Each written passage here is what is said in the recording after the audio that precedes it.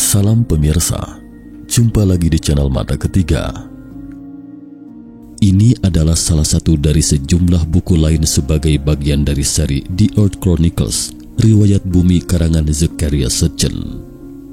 Mata Ketiga akan menjabarkannya secara ringkas dan berseri sesuai dengan teks asli penulisnya. Namun tentu saja, Mata Ketiga akan menyeleksi terlebih dahulu mana yang layak untuk disajikan kepada pemirsa. Jadi harap maklum jika tidak semua buku karangan penulis disajikan secara lengkap. Bagi teman-teman yang tertarik untuk jabaran lengkapnya, bisa menyimaknya pada buku berseri karya Zecharia Sitchin. Namun sebelumnya perlu Mata Ketiga sampaikan, penjelasan dalam video ini hanya isi dari karya sastra The Earth Chronicles yang berupa mitos yang masih jadi perdebatan para ilmuwan. Jadi jangan dianggap sebagai ilmu pengetahuan populer. Baiklah, kita lanjutkan cerita dari buku bagian kelima karangan Sitchin berikut ini. Dalam video sebelumnya, Mata Ketiga telah menjabarkan secara ringkas salah satu dari buku The Earth Chronicles. Menurut Zecharia Sitchin penulisnya, bahwa peradaban kita di bumi diciptakan oleh alien dari planet luar bernama Nibiru. Dari pemikiran sang penulis ini, secara tidak langsung menjelaskan beberapa tanda tanya para sarjana modern, seperti misalnya, mengapa manusia pada 11.000 tahun silam kala itu tiba-tiba saja berubah dari yang awalnya hanya bisa berburu menjadi bertani. Kemudian pada 7.500 sebelum Masehi, tiba-tiba saja sudah menguasai teknik pembuatan tembikar.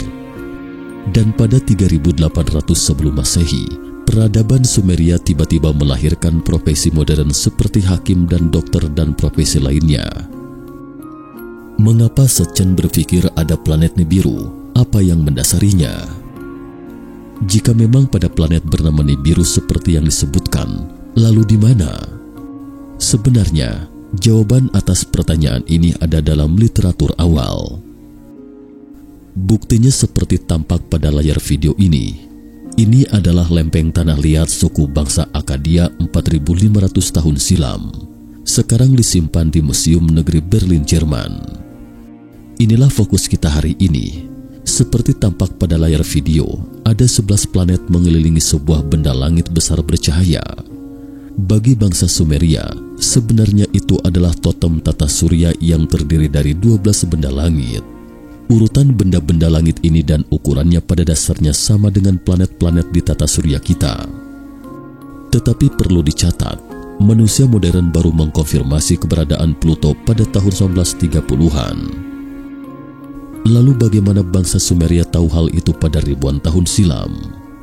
Dan yang membuat bingung para sarjana adalah, tata surya kita terdiri dari matahari, bumi, Merkurius, Venus, Mars, Jupiter, Saturnus, Uranus, Neptunus, dan Pluto. Artinya, selain matahari, atau katakanlah meski bulan juga dihitung, paling banyak juga hanya ada 10 planet. Tetapi pada totem di atas ada satu lagi benda langit di sana. Sementara menurut bangsa Sumeria, sistem tata surya kita sebenarnya memiliki anggota ke-12, yaitu planet yang bernama Nibiru. Sitchin terkejut ketika mengetahui tentang prasasti ukir bangsa Sumeria ini. Pada 7 prasasti ini menjelaskan secara rinci bagaimana para dewa menciptakan dunia kita dalam mitologi Sumeria, atau lebih tepatnya bagaimana mereka menciptakan seisi tata surya kita. Dalam mitologi mereka, tidak hanya menyebutkan tentang asal-usul Nibiru, bahkan bumi dan bulan kita juga tercatat secara rinci. Di awal alam semesta, sebenarnya hanya ada 3 dewa-dewi yang disebut Apsu atau Abzu, Mumu atau diasosiasikan dengan planet Merkurius, dan terakhir adalah Tiamat atau planet hipotetis lain yang berada di antara Mars dan Jupiter. Tiamat sebagaimana diuraikan dalam tablet Enuma Elis atau epik penciptaan adalah sosok dewi air asin. Mereka masing-masing mewakili 3 planet, yakni matahari, Merkurius, dan Tiamat atau planet hipotesis lain. Dalam agama Babilonia kuno, Tiamat adalah dewi primordial dari Laut Asin, menikah dengan Abzu, dewa air tawar, untuk melahirkan dewa-dewi muda. Dia adalah simbol dari kekacauan dalam penciptaan primordial. Tiamat juga digambarkan sebagai dewi pencipta melalui perkawinan suci antara garam dan air tawar, secara damai menciptakan semesta melalui generasi-generasi berikutnya. Sebelum masuk lebih jauh, berikut ini kutipan dari interpretasi Zecharia Sitchin tentang kosmologi Sumeria. Ada sebuah planet hipotesis yang bergerak dalam orbit elips panjang, mencapai tata surya bagian dalam kira-kira setiap 3.600 tahun. Planet ini disebut Nibiru, planet yang berhubungan dengan Marduk dalam kosmologi Babel. Nibiru bertabrakan dengan Tiamat, planet hipotesis lain yang berada di antara Mars dan Jupiter. Tabrakan tersebut membentuk planet bumi, sabuk asteroid dan gugusan komet. Tiamat sebagaimana diuraikan dalam tablet Enuma Elis atau epik penciptaan adalah seorang dewi. Namun menurut Sitchin, Tiamat mungkin adalah apa yang kita sekarang kenal sebagai bumi. Saat ditabrak oleh salah satu bulan planet Nibiru, Tiamat terbelah dua. Pada perlintasan kedua kalinya, Nibiru sendiri menabrak bongkahan-bongkahan ini dan separuh dari Tiamat menjadi sabuk asteroid. Separuh lainnya ditabrak lagi oleh salah satu bulan Nibiru, terdorong ke orbit baru dan menjadi planet bumi sekarang ini. Skenario ini secara ilmiah diperdebatkan, namun para pendukung Sitchin mempertahankannya dengan argumen itu akan menjelaskan geografi mula-mula bumi yang aneh karena membelah akibat tabrakan benda langit, yaitu benua padat di satu sisi dan samudera raksasa di sisi lain, dan juga akan menjelaskan mengapa bumi dilapisi sedimen-sedimen. Kematian planet Tiamat. Planet pengembara Marduk dalam versi Akkadia Madru di dunia modern sering berkata Nibiru 2012 masuk ke tata surya.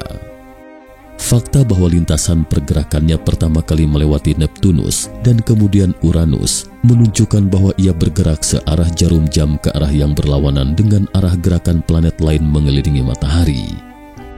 Efek umum dari daya tarik semua planet lain menyeret Marduk ke jantung tata surya yang baru terbentuk, menyebabkan tabrakan dengan planet Tiamat yang terletak di orbit antara Mars dan Jupiter dalam versi Yunani yang lebih baru, Phaeton. Para kawanan Marduk menabrak planet Tiamat dan menghancurkannya. Bagian atas Tiamat cair, mahkotanya ditangkap oleh satelit besar Marduk dan dipindahkan ke orbit lain, membentuk sistem bumi bulan. Tindakan terakhir penciptaan alam semesta terjadi pada saat kembalinya Marduk yang kedua ke tempat pertempuran di surgawi.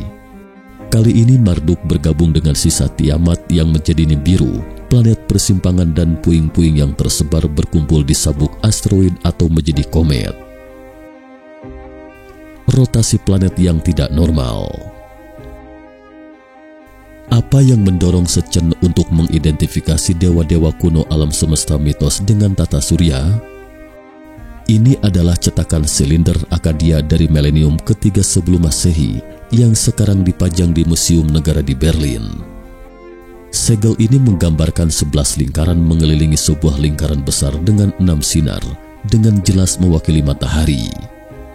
Jika Anda mulai memeriksa bola dari sektor kanan atas dan bergerak berlawanan arah jarum jam, Anda dapat menemukan pada gambar tersebut kemiripan yang tidak diragukan dengan skema tata surya, baik dalam ukuran maupun posisi planet. Dengan pengecualian Pluto yang digambarkan dalam posisi aslinya sebagai satelit Saturnus, gambar kuno ini menunjukkan planet-planet yang ada setelah tabrakan Nibiru dengan Tiamat.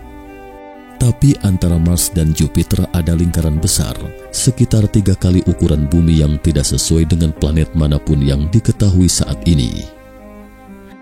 Tidak mungkin hanya kebetulan bahwa Enuma Elis dengan sangat akurat menggambarkan posisi planet atau dewa ini. Tidak diragukan lagi bahwa selama pembentukan tata surya, beberapa planet mengalami dampak yang kuat. Cukuplah untuk mengatakan bahwa posisi berbaring modern Uranus yang sumbu rotasinya miring ke ekliptika pada 980 tampaknya merupakan hasil dari tabrakan dengan benda yang cukup besar.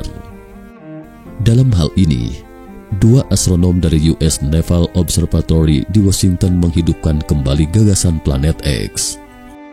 Tetapi 2 astronom ini Robert Harrington dan Tom van Vlendern melangkah lebih jauh menggunakan model matematika. Mereka menunjukkan bahwa planet X mendorong Pluto dan Charon dari posisi sebelumnya sebagai satelit Neptunus. Ilmuwan menuturkan, orbit planet X mengelilingi matahari sangat panjang dan sempit dan baru akan memasuki ruang lingkup tata surya yang dapat diamati setiap 1800 tahun, sehingga planet ini dianggap oleh banyak orang sebagai Nibiru yang legendaris itu. Apalagi menurut laporan, ketika planet X ini memasuki jangkauan pengamatan kita pada tahun 2008, terjadi sesuatu yang ganjil. File foto Nibiru yang diamati oleh NASA pada tahun 2008 semuanya raib entah kemana. Bahkan perangkat lunak astronomi Google Sky, termasuk Microsoft dan sebagainya yang akan memprediksi kemunculan Nibiru di lokasi yang sama juga disamarkan oleh oknum misterius. Namun pernyataan resmi beralasan terjadi kesalahan pada program komputer, tetapi masalah ini belum juga diperbaiki selama bertahun-tahun, sehingga ada yang menduga bahwa ada oknum yang mungkin sengaja menyembunyikan informasi tentang Nibiru. Menurut Sitchin, Nibiru adalah planet tempat kediaman ras makhluk luar angkasa yang maju seperti manusia, disebut Anunnaki dalam mitologi Sumeria. Dia mengklaim bahwa mereka pertama kali tiba di bumi kemungkinan 450.000 tahun yang lalu, mencari mineral, terutama emas yang mereka temukan dan ditambang di Afrika. Dewa-dewa Anunnaki ini adalah kelompok dan para pekerja dari ekspedisi kolonial ke bumi dari planet Nibiru. Sitchin percaya bahwa Anunnaki secara genetik merekayasa Homo sapiens sebagai makhluk-makhluk budak untuk bekerja di tambang emas mereka dengan menyilangkan gen luar angkasa mereka dengan spesies Homo erectus. Sitchin mengklaim prasasti-prasasti kuno mencatat bahwa peradaban manusia di Sumeria, Mesopotamia didirikan di bawah bimbingan dewa-dewa ini, dan kerajaan manusia diresmikan untuk dijadikan perantara antara Anunnaki dan umat manusia. Terakhir, menurut pemahaman penulis, Nibiru mungkin adalah tempat awal lahirnya kehidupan di bumi. Tetapi sekarang banyak orang merasa cemas, karena jika suatu nanti Nibiru yang seukuran Jupiter itu tiba-tiba memasuki tata surya, dan terjadi dampak benturan keras lainnya, maka riwayat manusia mungkin akan tamat karenanya. Sekali lagi diingatkan kepada pemirsa setia Mata Ketiga, video ini hanya menafsirkan karya sastra ilmiah dari The Earth Chronicles atau riwayat bumi untuk meningkatkan daya imajinasi otak, tetapi jangan memandangnya sebagai sains populer. Terima kasih. Cukup sekian dulu topik kita hari ini. Jika suka dengan video Mata Ketiga, jangan lupa like, subscribe, dan share. Terima kasih atas perhatiannya dan sampai jumpa di episode berikutnya.